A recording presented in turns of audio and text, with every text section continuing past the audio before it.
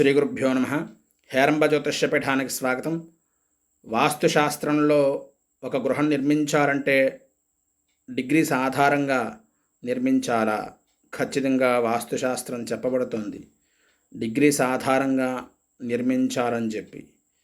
ఎందుకంత డిగ్రీస్కి అంత ప్రాధాన్యత అంటే, చూడండి, ఒక గృహంలో సింహద్వారం నిర్మించాలన్నా డిగ్రీస్ ఆధారంగా నిర్మించాలి. అట్లాగే ఒక కిటికీ ఏర్పాటు చేసుకోవాలన్న డిగ్రీస్ ఆధారంగా ఏర్పాటు చేసుకోవాలి. ఒక వంటగదిని ఏర్పాటు చేసుకోవాలన్న డిగ్రీస్ ఆధారంగా ఏర్పాటు చేసుకోవాలి. ఒక పడక గదిని ఏర్పాటు చేసుకోవాలన్న డిగ్రీస్ ఆధారంగా ఏర్పాటు చేసుకోవాలి. ఒక బాత్రూమ్ ఏర్పాటు చేసుకోవాలన్న డిగ్రీస్ ఆధారంగా ఏర్పాటు చేసుకోవాలి. మరి ఈ డిగ్రీస్ ఎట్లాగా ఉంటాయంటే, దిక్సూచిలో ఈ డిగ్రీస్ ఉంటాయి. దిక్సూచి అనే పరికరంలో ఈ డిగ్రీస్ అనేవి ఉంటూ ఉంటాయి. అట్లాగే ఫోన్లో కూడా ఆ దిక్సూచిని డౌన్లోడ్ చేసుకుని కూడా మనం చూసుకోవచ్చు. ఆ దిక్సూచిలో ఎరుపు ముళ్ళు అనేది ఉంటుంది. అది దిక్కులను సూచిస్తూ ఉంటుంది. ఆ దిక్కుల్ని డిగ్రీస్ ప్రకారంగా మనం నిర్ధారణ చేసుకుంటాం. ప్రధానంగా మనకి 8 దిక్కులు ఉన్నాయి.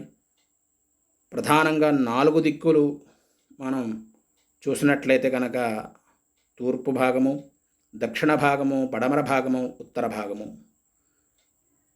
ఈ ఎరుపు ముళ్ళు 90 డిగ్రీలు ఉంటే కనుక సూచిస్తే కనుక అది మధ్యస్థ భాగం, తూర్పు భాగం అని నిర్ధారణ చేసుకోవాలి.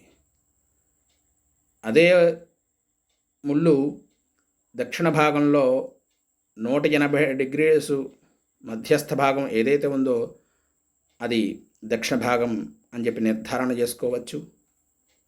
అదే ముళ్ళు పడమర భాగం 270 డిగ్రీలు సూచిస్తే కనుక పడమర మధ్యస్థ భాగం అని చెప్పి ఉంటే కనుక అది పడమర భాగం నిర్ధారణ చేసుకోవచ్చు. 360 డిగ్రీసు అంటే 0 డిగ్రీస్ అని చెప్పి అంటూ ఉంటాం.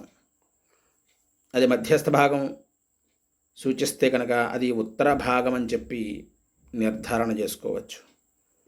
మళ్ళీ ఇందులో విదిక్కులు ఉంటాయి. విదిక్కుల్లో మళ్ళీ డిగ్రీస్ ఆధారంగా విదిక్కులు చూసుకోవాలి. అది తర్వాత వీడియోలో మనం చెప్పుకోవడం జరుగుతుంది.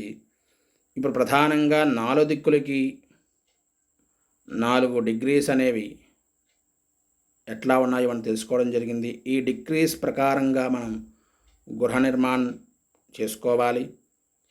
డిగ్రీస్ ప్రకారంగానే ఏ స్థానంలో, ఏ ప్రదేశాల్లో ఏ వస్తువులు ఉంటాయో తెలుసుకోవడం ఉత్తమోత్తమం.